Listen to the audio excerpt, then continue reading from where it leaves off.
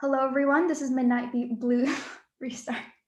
Hello everyone, this is Midnight Blues and Other Musings, a figure skating podcast. Today, Ceci is back, and we're going to begin with her thoughts about the Grand Prix assignments. Thank you all for the love for the last episode. Sarah had a nice time, and we'll definitely have her back on this podcast again. So, Ceci, share your thoughts. I know. I listened to it last week. Loved it. Loved all the thoughts. Loved the honesty. Much thanks to Sarah for like totally saving my butt and subbing, because we were like, oh my gosh, like we have to do a Grand Prix assignments reactions. I just wasn't gonna make it work. But yeah, you guys did a great job. Sarah knows this. I've told her a bajillion times.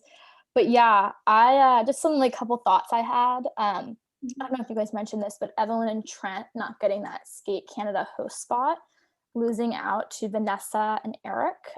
Really interesting decision by Skate Canada, considering like Evelyn and Trent are the future of Canadian skating. And I mean, I don't think Eric's back is the future. Who knows how long it will actually last out for. So yeah, very, very interesting. I thought it was really strategic how USFSA portioned out all their ladies skaters to get more data points of comparison. Like I think some of the matchups are like Karen and Amber. They have Karen and Alyssa, Mariah and Alyssa, and Brady and Amber, I believe. And then only Brady and Mariah are by themselves at one of their Grand Prix events. And I thought that was really smart of USFSA, because you do have 5-6 ladies competing for spots, and you do need those data points. So you will not hear this very often, but I am commending USFSA for their strategy. I mean, can't knock it. You guys really covered this well, but I think it's just shameful, the nepotism in the ice dance spots with the Russian Federation. Just absolutely shameful, and not much more to say about that. But I think it's ridiculous that these teams are getting two spots on the Grand Prix with little international experience compared to other Russian ice dance teams that are world junior champions, world junior medalists, junior Grand Prix final champions, national medalists. Like, it's ridiculous. Yeah, I'm honestly less mad about Diana and Gleb, like genuinely, simply because at least they're able to skate programs without like falling multiple times. Yeah, ice is slippery, and skating is an extremely difficult sport. But when you have such deep of an ice dance field in Russia, if any of you have watched Annabelle and Andre, like they fall a lot, and like every competition, yes, or every program even. Yes, like you have programs where they fall multiple times. It's ridiculous. And like Sophia and Igor didn't get a Grand Prix. Yeah, I know. It's just, I think it's ridiculous. I think it's Diana and Gleb who aren't on the national team, right? And they're most likely going to get. Diana and Gleb and Annabelle and Andre are both on the reserve. Yeah, and they both got 2 Grand Prix, assuming Diana and Gleb get the host spot, which I'm sure we know. Like Maya only having 1 Grand Prix, we all know she's getting that host spot. They're just like waiting to announce it. I don't know, just it's kind of ridiculous in my opinion. Yeah. You guys kind of discussed this, but I think it's like obviously a very strong possibility we could get an all Sambo 70 Grand Prix final, with maybe like one spoiler to that the judges will really rally behind to not have an all Terry final. Most likely it will be Liza, so it'll be an all Russian final. But I mean, I think other options to spoil that are maybe Brady or Alyssa. Who knows? Young Yu, of course. Just like in 2019 or 2018 at the Junior Grand Prix final, when she was the only non-Russian junior skater. And then also big news, Gabby Daleman did not get a Grand Prix, and she was not named to the national team. What are your thoughts? Okay. I don't think that a person's success from 5 seasons ago somehow guarantees someone a spot on a national team. And that seemed to be a lot of people's justification for putting her on that team. And a part of me was like, Nila, aren't you a hypocrite? Because, you were insisting that Alyona should be on that national team. And it's like, she was European champion a season ago. And last season we had we were in the middle of a pandemic. With Gabby, this quad has been really tremendously difficult, like really difficult. And my heart goes out to her. And, she's been very open about her mental health and everything. And she's had a rough time. She's also had that coaching change to Lee Barkel, and I think that he was always her like primary coach. Yeah, her main coach at the cricket club. That made sense and everything, but it's just not her quad, and I think it's like it's very unfair to suggest that just because other skaters, someone was like, someone in my Curious Cat was like, well, the other skaters that are placed on the national team are also very inconsistent. But with Gabby, it's distinctly different because the justification for putting her on that team is literally just based on Worlds 2017 and her going to the Olympics. Yeah, and I think also there's a lot of revisionist history about that competition as well. Like, she only got third because Anna Pogorelaya had the worst free skate of her entire life. She was very, very lucky. And I mean, even if you look at her Grand Prix, like she got seeded the next year, her Grand Prix assignment, she didn't make it to the Grand Prix final. She did really well at nationals that year, but didn't do well at the Olympics, didn't do well at Worlds. I mean, she's really only had one competition, and good competition, and she was very lucky to be on that Canadian Olympic team event team. So there's been a lot of like restructuring of her career in those two really, really good years, where it was really just two really good competitions, Worlds 2017 and Canadian Nationals in 2018, that has really led to this like kind of narrative. And I'm not saying Gabby isn't a good skater, because she is, like, she obviously has something to give skating. Oh, her toe jumps are like, oh my God, I die for her triple toe. It's, those Canadian ladies can do a triple toe combo.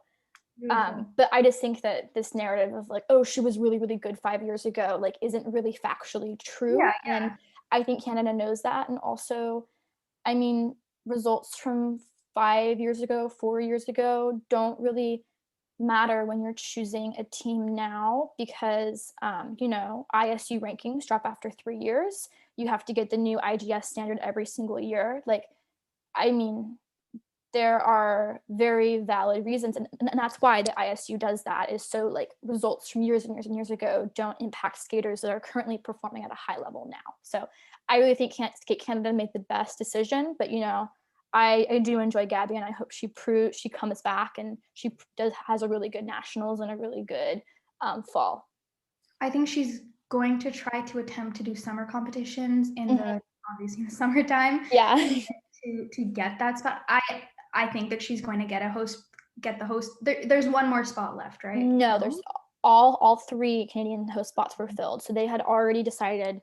I mean, but really, like, Skate Canada's like the second competition. Like, they probably have seen what Gabby is doing right now and decided they didn't want to wait.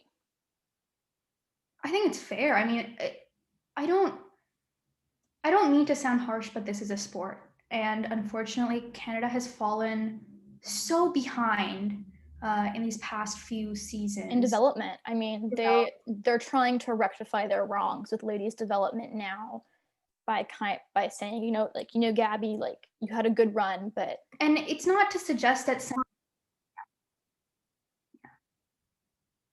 I think that taking some time off, finding peace, and finding your love for skating again is an excellent option for Gabby, and I think that's the most important. What you said. I think time off from skating, like, kind of does you some good, like, as Ting was talking about in our interview with her, it kind of takes some time for you to step back, kind of reevaluate your relationship, and you oftentimes come back stronger. I mean, I think skaters that do come back and they reignite that love for skating have had some like very successful comebacks in the past. Yeah. Okay. Nathan Chen at the Sun Valley summer competition. Okay, and I was thinking, wasn't Sun Valley the town in Spinning Out? I've never watched Spinning Out. Are you Shut up, you're kidding me. Okay, we have to watch it and do a review. What were you doing? It came out during winter break. this is how I feel about the Tessa and Scott show. I cannot get myself to watch it. You mean the piece of cinematic masterpiece that is a Tessa and Scott show? Guys, we have to get her to watch it. We have to get her to watch it. We're going to watch Spinning Out because of Evelyn and Trent. Like they play doubles, right? Yeah, they're the doubles for the two main characters. They actually like look like them quite a lot. Yeah. The producers were very lucky that they were able to find pair skaters that looked like them. Anyway, so Nathan Chen did his Caravan short program from 2018, right? 2018, 2019.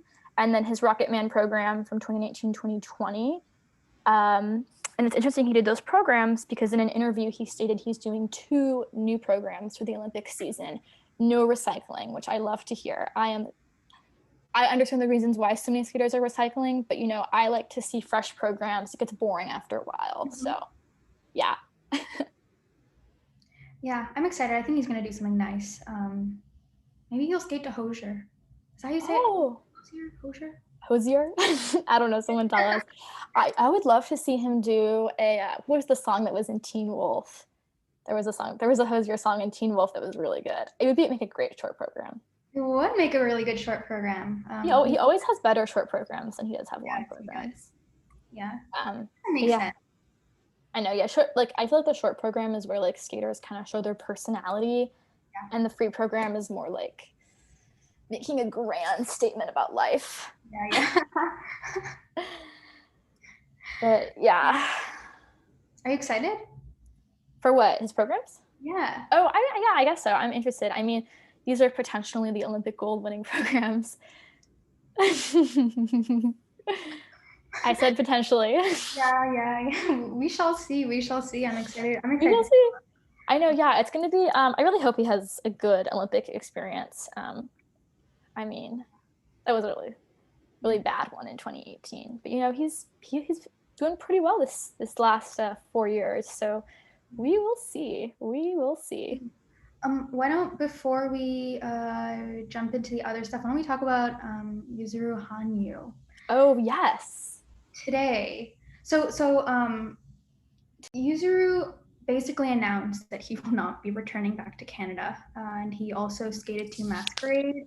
And he said that he will be recycling H&E, and he didn't announce his short program music, but it is going to be a new program. So it might Merry be Christmas, Mr. Lawrence.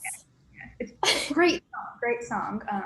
I don't know how true that rumor is, but I kind of hope it's true. It's really, really nice. I think there's no way that Reddit post is true. There's no way one person could know music for that many different camps. And they got music announcements wrong. Mm-hmm. Multiple music announcements. Youngs, I think. Yeah. I don't know. Yeah. I like Merry Christmas, Mr. Lawrence, so I hope that's the one true thing. But no, yeah, he's recycling. I mean, not surprising, considering. But I'm excited to see it. I love that program at Nationals this year. It was such a moment. So it's going to be great to see it on Olympic ice. I really wanted him to recycle H&L. That is my favorite program. Oh my God. I watch H&L at 2017 Worlds every single week. Every week. It's so good. So I'm excited I'm excited. I don't dislike H&E or anything, and I think it's a good program for him. But I do want to share my thoughts on his coaching. Oh, your thoughts? Going to be a little controversial here. Generate us some traffic. So we've all known for a while that he was not going to go back to Canada. I think that was pretty clear. It's been clear all season, and it's become even more clear after Worlds. Mm-hmm.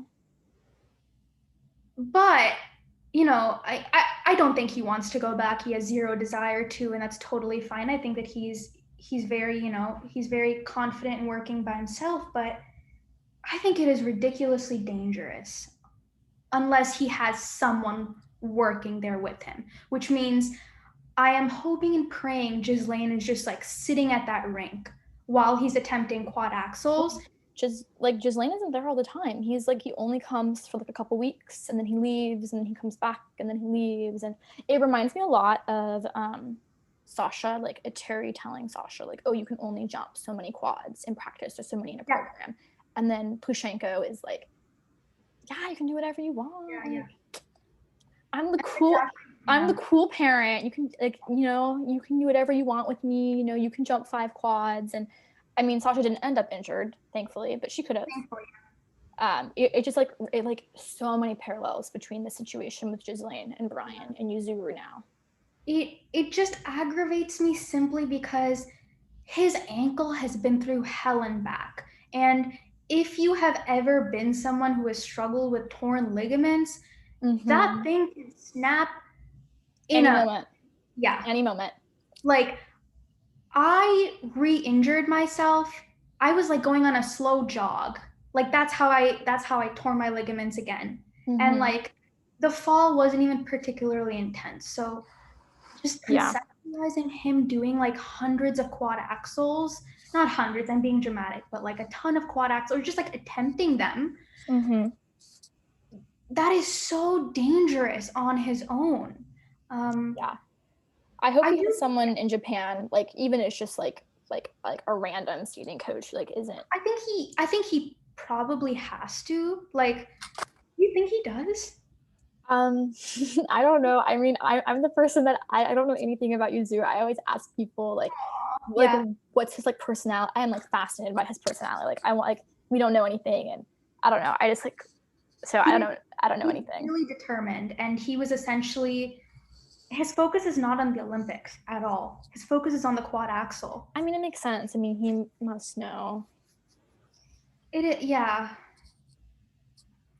Interesting. Interesting. We'll see. We will see. I mean, hopefully we have no news of injury, but you know, I don't think we would know until it was like really drastic.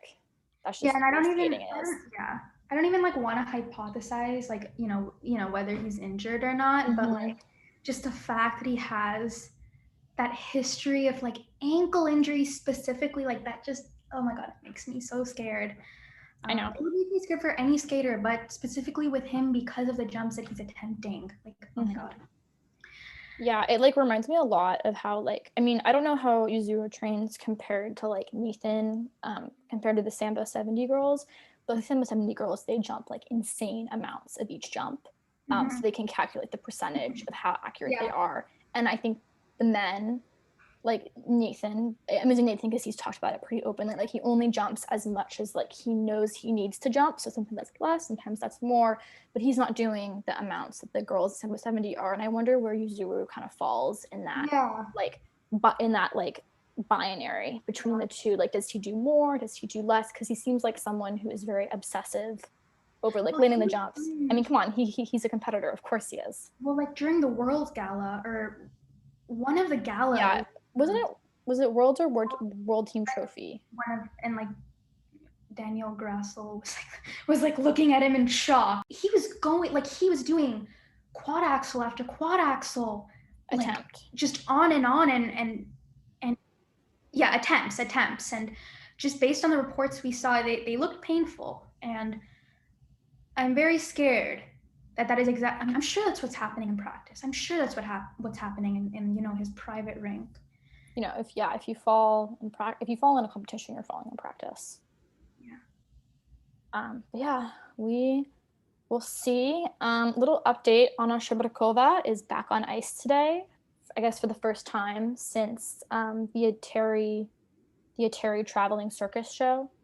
I mean, that's good to hear that she's back on ice, and I guess she's healthy as much as she can be. And I assume we'll be hearing more news of pro programs soon from Sambo 70, which is exciting, considering these girls will be in contention for the Olympic gold medal. Yeah, I anticipate that Nila will probably announce all of their programs very soon, assuming that Anya is going to be first, simply because she is a world champion. Her programs are highly anticipated. I really hope that she is coming back on ice and she's like healed from her injury.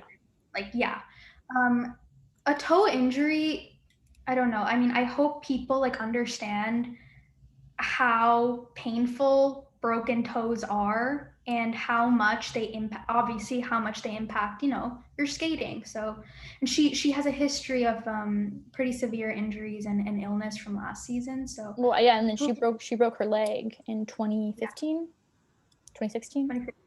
A few years ago, yeah.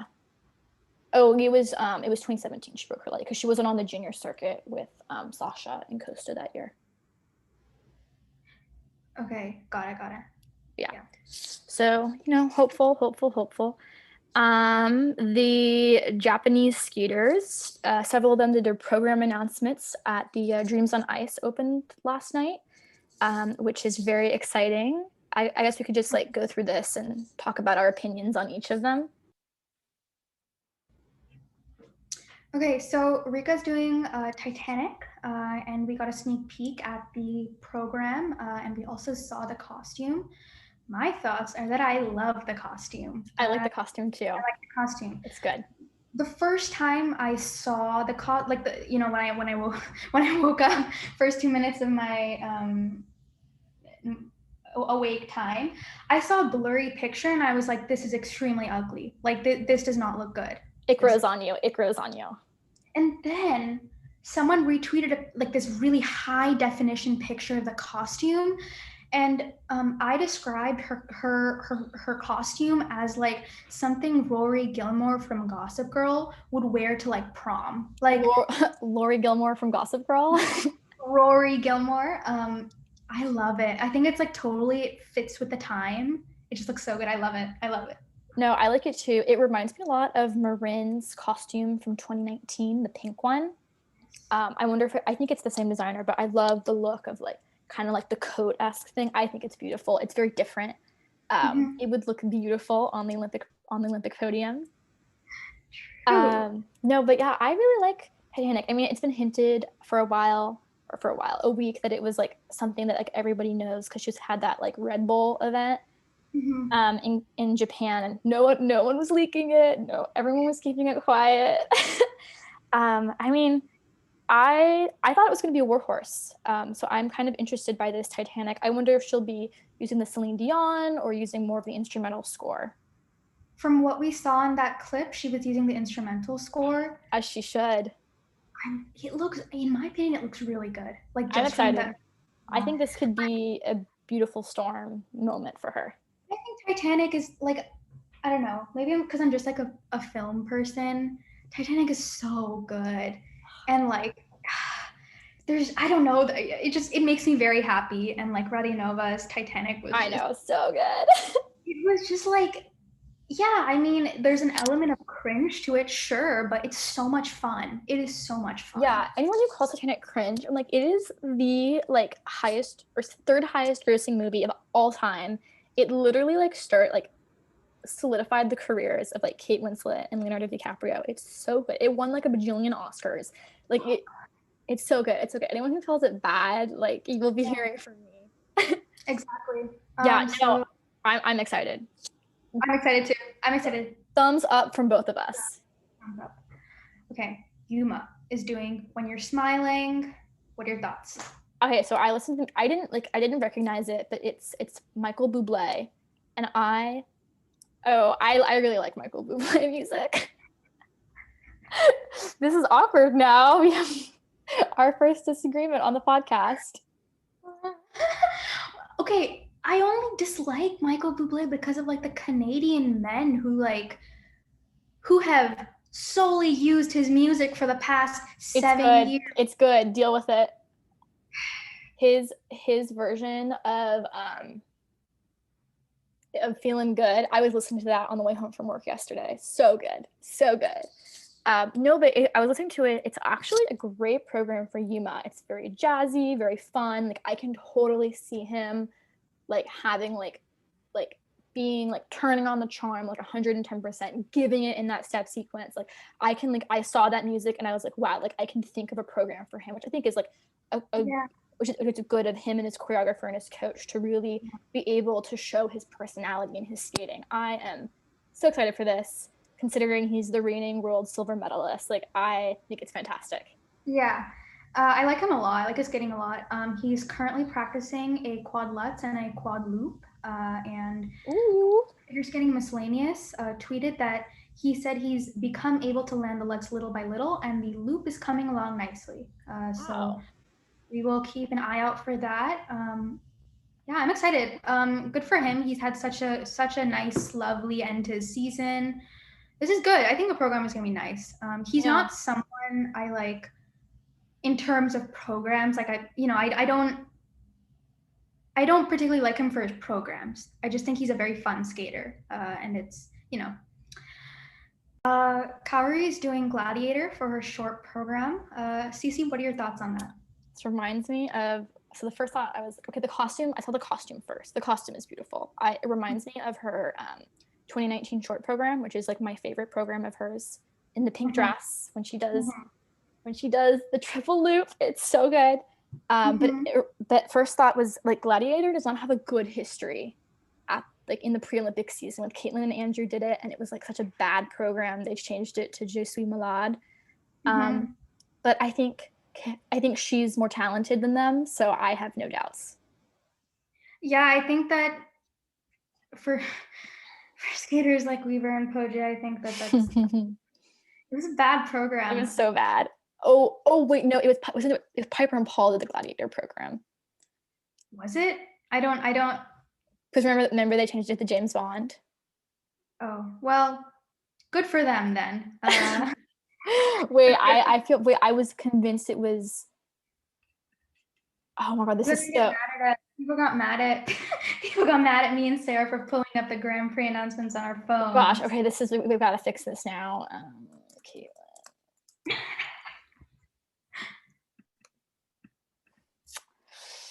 This is for you guys, the ones that say that we don't know anything about skating because we like to fact check. This is for you. We love our fans. They did Spartacus, not Gladiator. Well, good for they changed it. Yeah, I think it's gonna be fine. I think that she does her Matrix program. I think it's gonna be similar. Yeah, I like it. Good vibes. It was a badass program. I used to be more into like softer power. She's gonna do for her long program. I hope Benoit announces it soon because I really want to know. Yeah, I mean, I think her Olympic free program was kind of more softer, and the short program was more aggressive. So I'm not really surprised by this. Like, it was Amelie, right? Yeah, Amelie. Not really surprised by this switch, but very cool. Mai Mihara is doing "I Dreamed a Dream" from Les Miserables. Les Miserables. I was thinking, I wish she did One Day More, because One Day More is my favorite song from the musical, but I do recognize that One Day More would be very difficult to do a program to, because there's so many like voices in it, but I still think it's the best song. Yeah. It reminds me a lot of like Gracie doing Waitress when she did her comeback, just because like the song is all about like the struggles, and Mai's had a lot of struggles in her career and her life, and I'm like, oh, this is gonna make me so sad when I see it. She is a beautiful skater. Oh my god, like she could I don't know, she could skate to anything, and I'd just be like, oh my god, you skate like you are on butter. Beautiful skater. Did you see her costume? Was so pretty. The blue. Beautiful. Also quickly on Kaori, she is currently training quad loop and triple axel. Yeah. She said it's moving along nicely. She's not fully there, but it's unfortunate that, I'm not 100% convinced that it's going to actually happen. I'm pretty sure the triple axel has, high probability of happening with her, especially. Yeah. Double axel, but with the quad loop, I mean, her triple loop is gorgeous, but this feels like a consequence of what happened in Stockholm at Worlds. And like, I agree. Well, and also I said this to you this morning, but like with all these, like, oh, I'm training a triple axel, oh, I'm training a quad this, a quad that. This is my like parallel statement to Instagram skating isn't real. I will not believe a jump is trained until I see it at a competition or a warm-up practice attempt. Sorry, like I mean, this is all like PR and press to get judges into the skater, to get the federation to trust the skater. Like, it's all fake. But that being said, I hope that she proves me wrong and we see an attempt at her first Grand Prix this year. Yeah, I mean, at the very least, it's going to help her with her quad toe in terms of getting those rotations in. I mean, we've seen the quad toe. It wasn't great at all. It happened. It happened, but I think this is gonna at least help with rotations. I think it's dangerous, but it is what it is. Yeah, it's not the least dangerous thing skaters are currently trying. Yeah. Yeah. So Anastasia Tarakanova, so she did not announce her retirement. I would like to just like iterate that because like multiple major figure skating sources have kind of like announced it on her behalf, but she never said anything. However, she is coaching at Sambo 70. So there's that. And logically, one would assume that, most skaters in a lot of skaters, they take on side jobs by coaching. Like, this happens in Canada and the US and Russia. It's very normal to make some extra income on the side. But this seems to be a major coaching role. Mm-hmm. And, we're going to wait until she says anything. And she will probably soon. I mean, my thoughts are that she's ended her career. I agree. And that she's going to move on. Yeah, I just wouldn't announce that she has announced in a retirement because she hasn't. Yeah, I'm gonna like say my opinions as if like she has retired, which like I do believe to be true. Yeah. It's just like very sad that she was kind of like the first victim of Eteri and Plushenko's feud.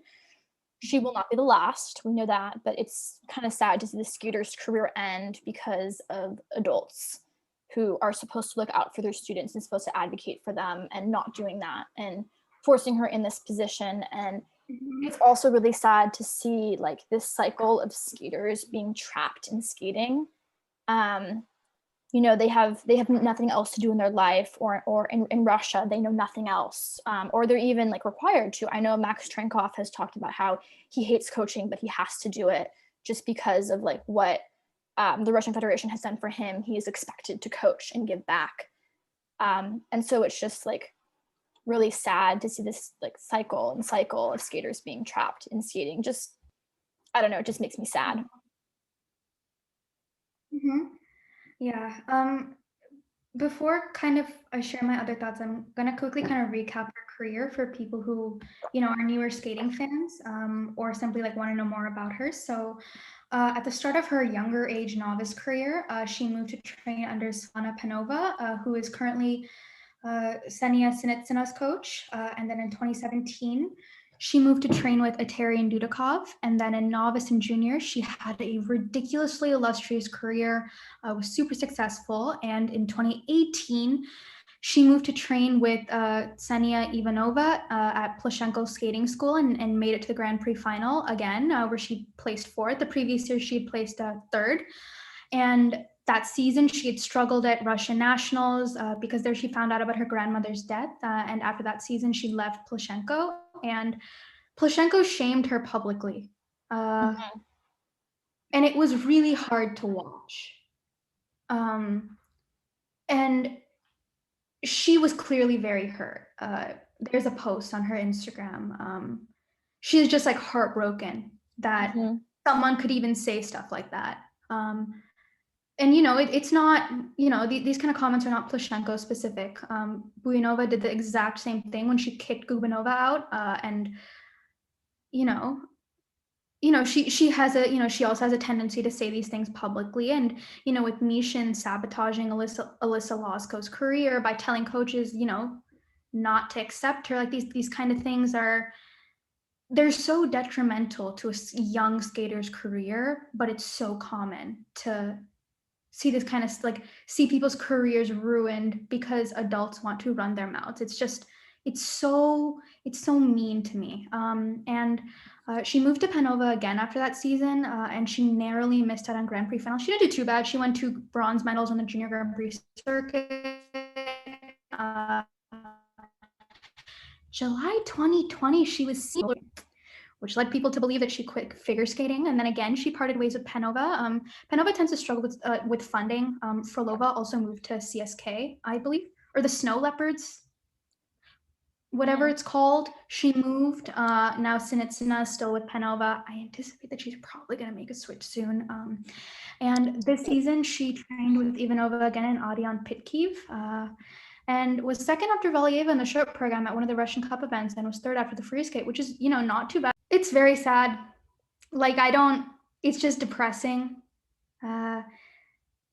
You're kind of seeing this happen with Sinitsina, Nugumanova, Gubanova in the past, who is now just, she's like still training and competing at like smaller competitions, but it's like, if you're not under a Terry, it does not matter. If you have immense raw talent, it just does not matter.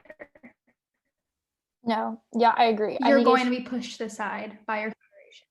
Yeah, I just think it's, there is no alternative option for, if you are a Russian ladies figure skater and want to be a high level, go to the Olympics, win worlds, you have to move to a Terry. There is no other option. And that means you have to have all your triples by the time you're 10, attempting quads by the time you're 12, get the triple axel, win all your junior competitions, and then deal with like the next generation behind you. There is no alternative.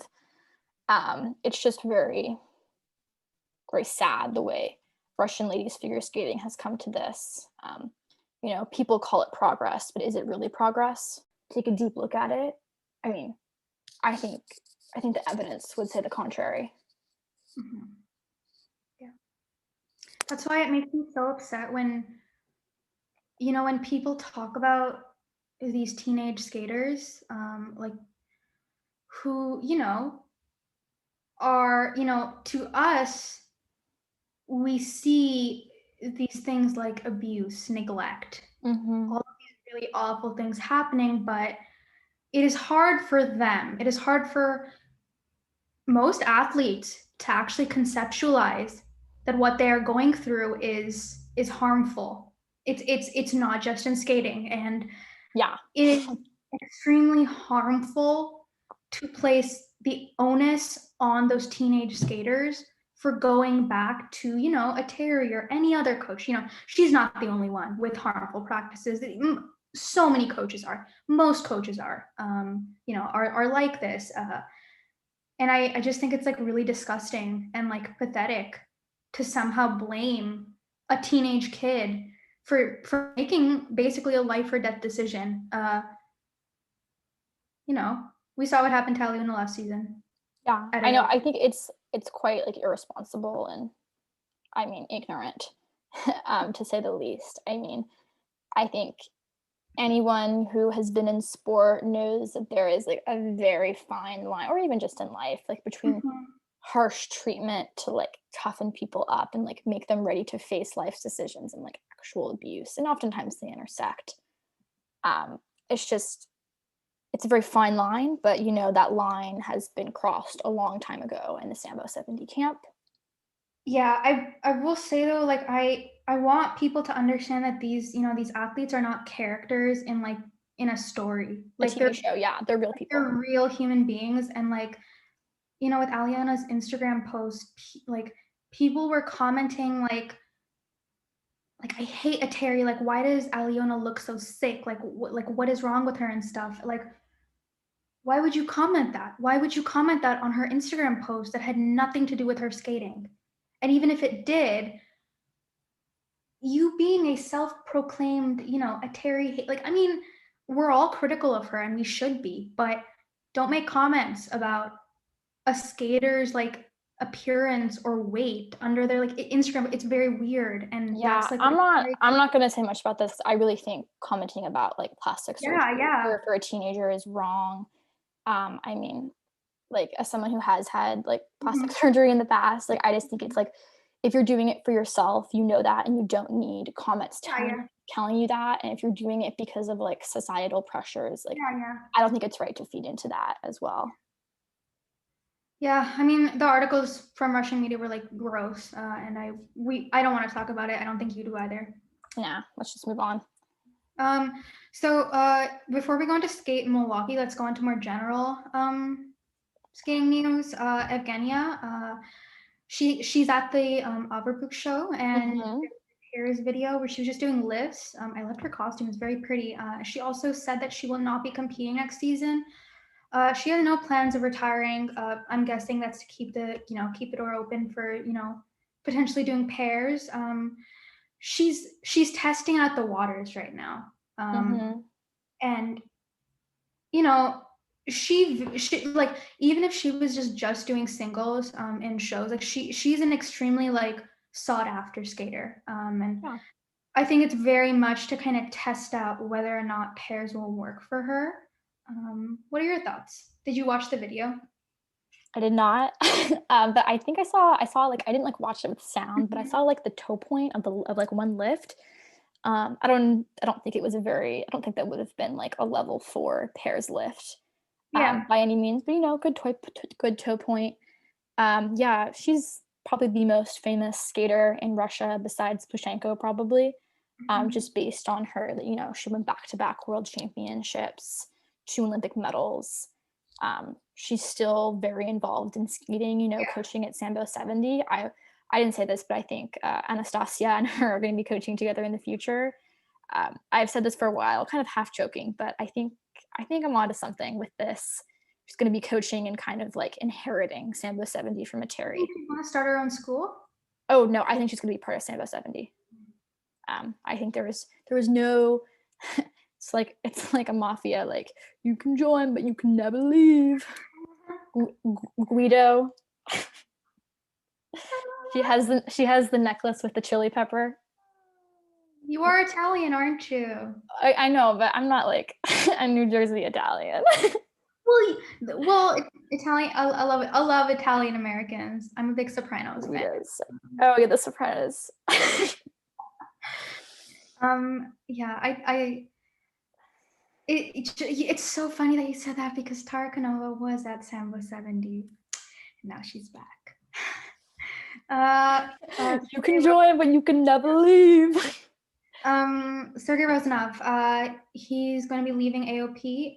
Don't quote me on that. Speaking of someone who is coming back into the fold. So don't quote me on this, but he will be making the decision at the end of July, which basically means he will be leaving AOP. Plushenko also did an interview with Zhukov. It seems pretty clear that Rozonov will not be at AOP anymore. He's currently at Benoit's camp for another session. They're all currently in France right now. Sergei Rozonov will be making the decision to move or stay at AOP, and we'll get an announcement at the end of July. AKA, this means he will be leaving Angels of Plushenko. Plushenko also did an interview with Zhukov, who's the one who reported that Rozonov will be making, he'll essentially be ending that partnership. It seems pretty obvious that he will be moving. Plushenko also made sure to say that he had nothing to do with Elena Kosternaya. He, as he always, iterates in every interview, which is funny. Yeah, it was the usual. It was a pretty normal interview. It's clear that the partnership is coming to an end. Ceci, where do you think he's going to end up? I mean, the only answer is Sambo 70. Really? Okay. I don't know, because he's currently at the training camp in France. He was at Benoit's training. The other session was in Italy, and currently he's there with Turenko, Lorenz, Sasha Proklova, and a few other coaches. Alyona Savchenko is also there. I don't know. Him and Benoit are good friends, and I think that Benoit could kind of, I don't know, I feel like that would work actually really well for Rozonov to be the technical specialist and Benoit to just do the choreography stuff. I don't know. They'd have to open a school, because right now Benoit just is like traveling doing choreography. I don't know, maybe he'll like go to Italy with Taranko, because they've like been working together for years.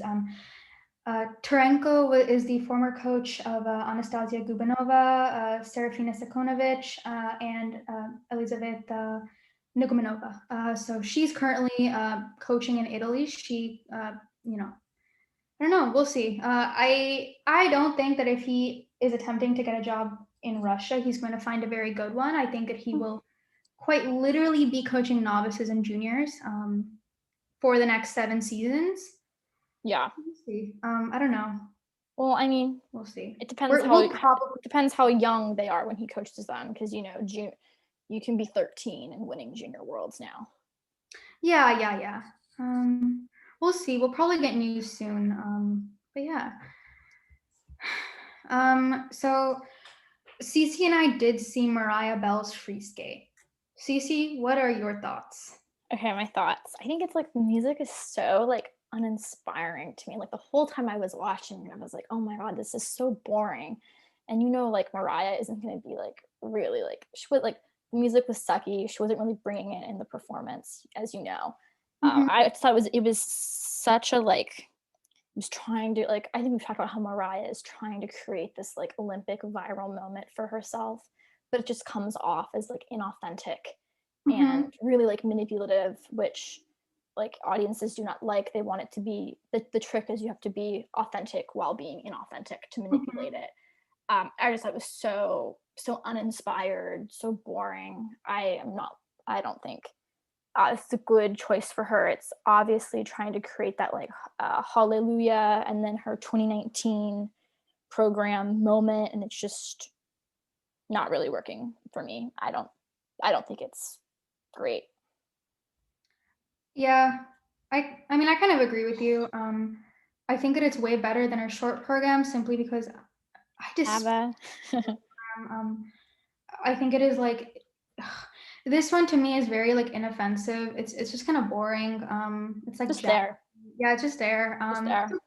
I think it'll work well for her though. I agree. I think it'll be fine. I think that this is her strong suit, like doing, this kind of music. But yeah, you're right. That her free skate in 2019, her long program will always be the best. It was so good. It was I also really liked her Chicago program. It was like a very cute program. I wish she did more stuff like that, but this is fine. Meh. It's not doing her any favors. Mm-hmm. Like, let's just say that. Like, I wasn't like, oh my gosh, she must be in Beijing performing this. Like, no. I'm like, yeah, whatever. I also did see Gracie's jumps. She's looking really good. She is. What jumps did you see her do? She's doing triples. She's doing lots of combos, I believe. Double axel, triple toe combos. They look good, like extremely solid. Interesting. I believe she's going to be at Cranberry, the competition, I think, because I think that I don't think she's going to get the host spot, but I think that she wants it. So I really hope that we have those summer competitions streamed, because I really want to see how she does in competition. Because like Ceci said, Instagram skating is fake. And this includes like clips and jumps. Yeah, like any type of skating that's not done in competition. That's scored by judges in front of an audience or in front of a virtual audience. So we'll see. But good for her. Seems to be doing it for herself, which is really awesome. So this morning, we had the junior men's cup at Skate Milwaukee, and Ilya Malinin, I believe that's how you say his name. He got second in the short program. He did have a clean program and will definitely be first after the free skate because of his quads. No quads allowed in the short program for junior men's.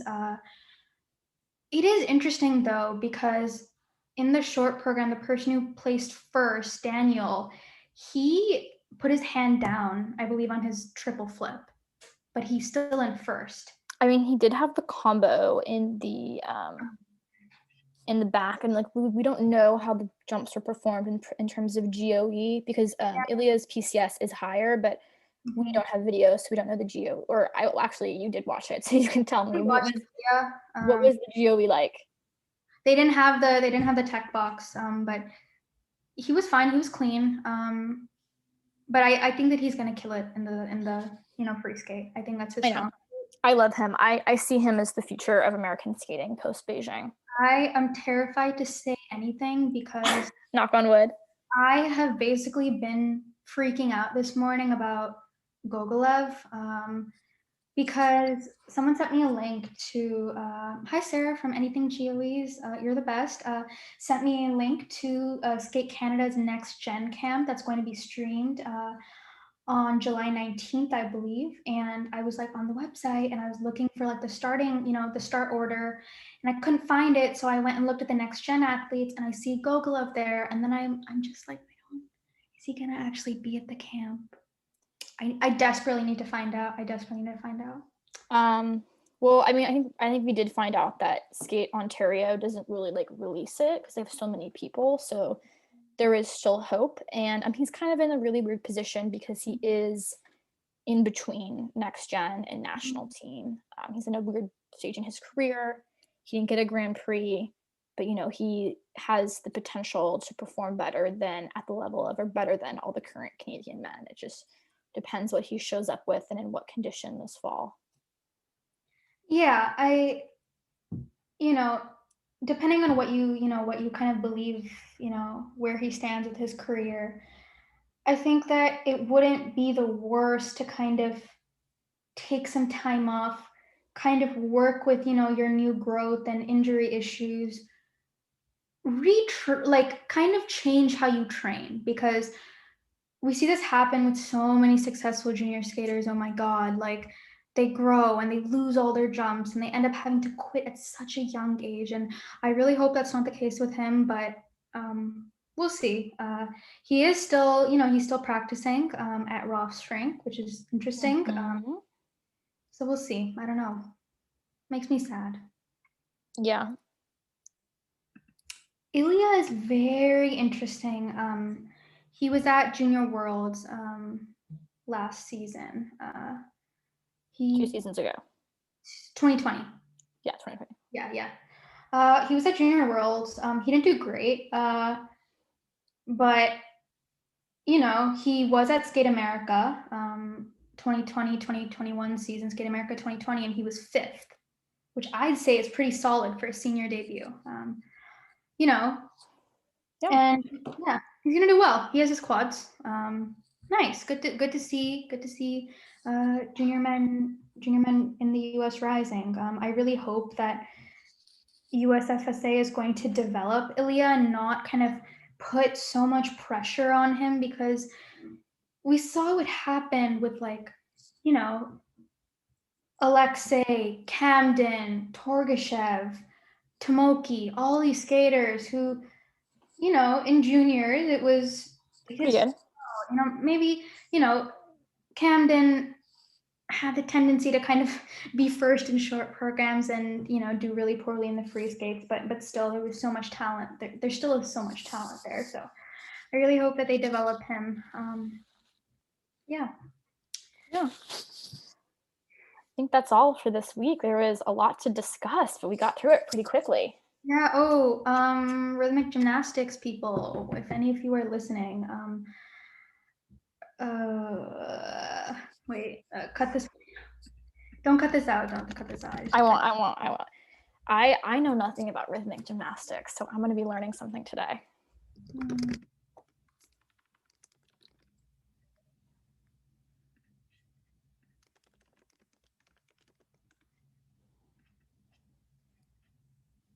Okay.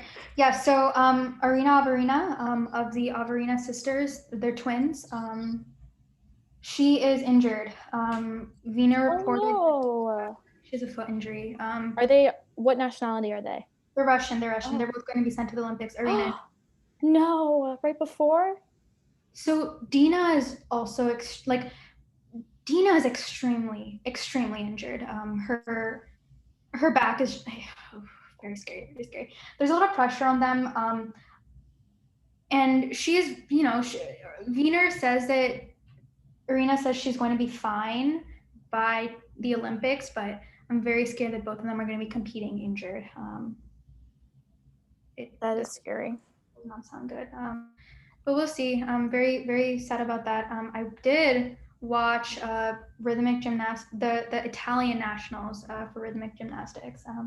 I am a very big Sofia Raffaelli fan. She is such a beautiful gymnast. Oh my God. I'm very sad she's not going to be going to the Olympics. I will be mourning that. I already did mourn that publicly on the timeline. And to Oksana, if you are listening, hello. But yeah, I'm very sad about that. I did share my love for Alina Harnasko today morning.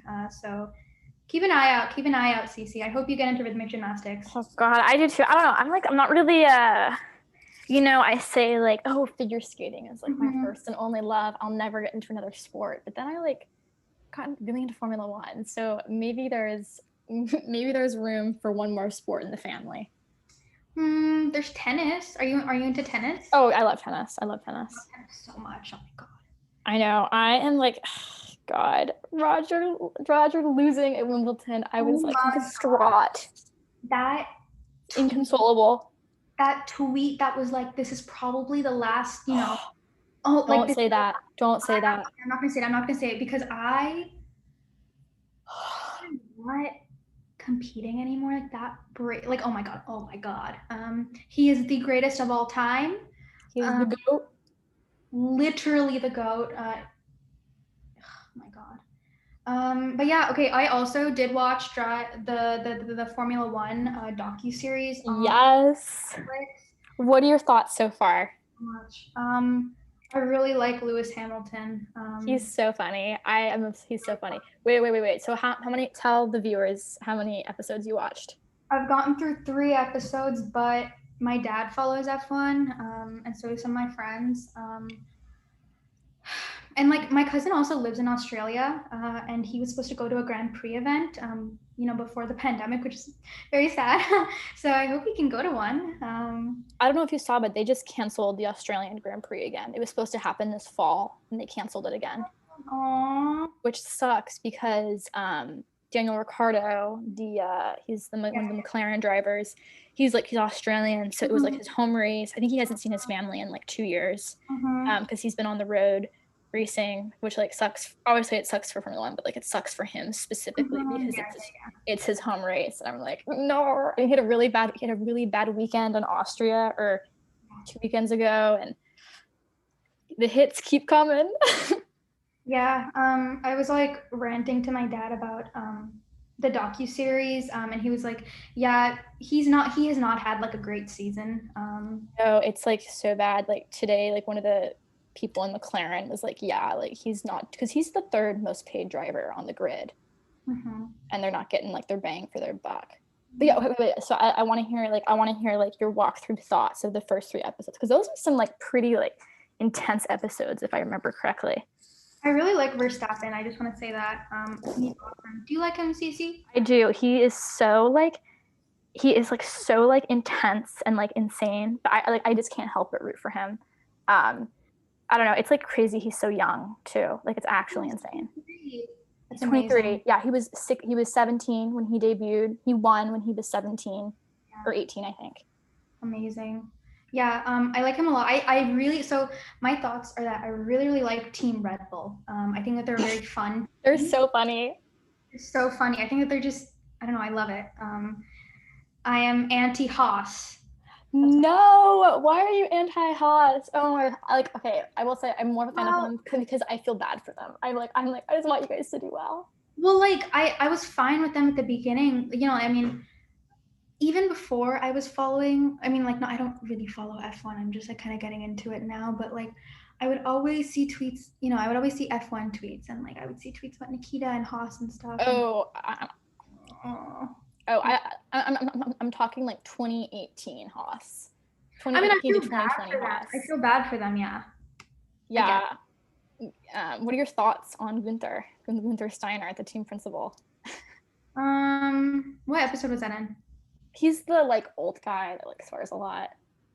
He's like no, he's like the head of the Haas team. Oh, he's the engineer. He's the engineer. No, he's not the engineer. He's the team principal. Oh, he's the team manager. He's the team principal. Yeah. So he's like he always wears the gray shirt. He kind of talks in like a German. Yeah. He's very funny. He's very funny, and he's also like I feel this kind of like empathy for him, because if I'm correct, is Haas the first American? Second American team. Second American team. Okay. Yeah, but the first American team in like 30 years. Yeah, so he was talking about that in the first episode. I was like, I want to root for you, but I definitely am very much like Red Bull. I like you. I like Team Red Bull. Red Bull's good. No one spoil her, because season 2 a lot goes down with Team Red Bull. Yeah, so I'll when it happens, I'll like inform you, because it's funny because the thing that happens, and people who follow F1, you know what I'm talking about. Mm-hmm. Thing that happened in season 2 happened like 5 years ago as well. So it's funny to see history repeating itself, even though it like really sucks for certain drivers on the grid. Mm-hmm. So yeah, season 2, Red Bull never fails to bring the drama to F1. They are crazy, insane, in the best way. Interesting. I'm on the F1 website right now. Oh, don't look it up. Don't look it up. I did look it up. Oh my god, I'm closing this tab. Okay. Don't look it up. Also, what I'm talking about isn't going to be on the F1 website because it happened 3 years ago. But okay, so I did look it up and I did see. Yeah. Okay. It's okay. I knew this. I knew it. About what? Like Lewis Hamilton, Verstappen. That's not what I'm talking about. What are you talking about? Oh my god, no. I'm just gonna say wait until season 2. It happens. It's widely covered because it was like a huge thing that happened. But you know, it all ends up. It's fine in the end. It's fine. Okay. But. Oh my gosh, yeah, Red Bull never fails to bring the drama. Yeah, it's always good. It's really funny to see what teams they really like. I think they asked all the teams and some of them refused, but it's interesting to see what personalities they gravitate towards more. Oh yeah. Just like the best for TV, the best for film, the ones that are really good at the descriptions or give the reactions or the emotions they want. Daniel seems ridiculously like good for star power. If he was not a Formula 1 driver, I think he would have been an athlete or like an actor. Like he just radiates charisma. He knows how to talk.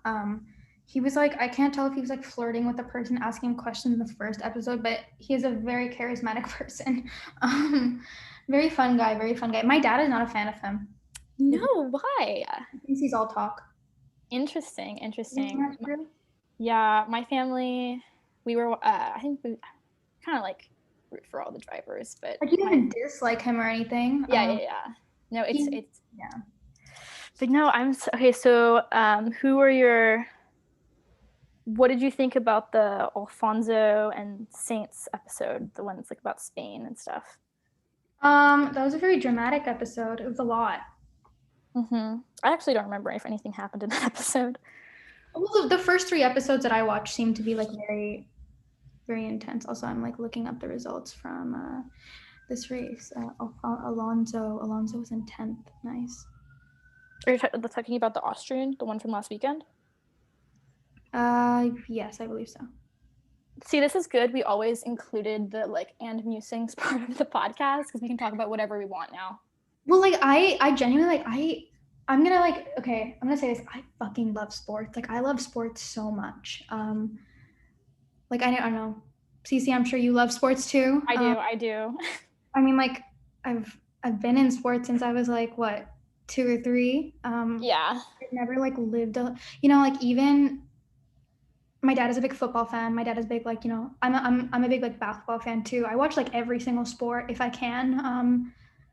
So yeah, no, I am so excited. We both love Formula 1 now because we can talk about it on the podcast. And yeah, I will definitely like make it my homework like this weekend. Yeah, we can like convince people. I know I tweeted about it yesterday, and I know some friends and Suze watches it, Mars, Ness, shout out to you guys. But I convinced Sarah she's gonna watch it after she's done with some stuff this summer. So we're gonna. I mean, I think it's great for figure skating fans because we love skating, but the drama is just like an extra part of it, and there's so much drama in Formula One. I love it. I love it. It's nice because I've never kind of understood. I've never understood, this kind of sport, because in my head I was like, this isn't a sport. How is this a sport? And I was talking to my dad about this, and he was like, but it kind of is, simply because all these drivers are very much at the same level, and the things that differentiates them are like, perception, being alert, like reflexes. Exactly. Well, even like they're like they do put a lot of emphasis on the like neck exercises, because like they're going at like 300 kph. They gotta like make sure they stay upright, like the G-force is like pressing into you. Also, Caroline Green just messaged us, so if you have any questions for her, drop them in either of our Curious Cat inboxes. Also, just like message us too. We're excited for this one. We love interviewing skaters. We've been doing a lot of that, but I will say that I think Ceci and I really, really love doing recaps, and we just love to talk. So thank you so much for listening to us. Thanks so much. We'll talk to you soon. Bye.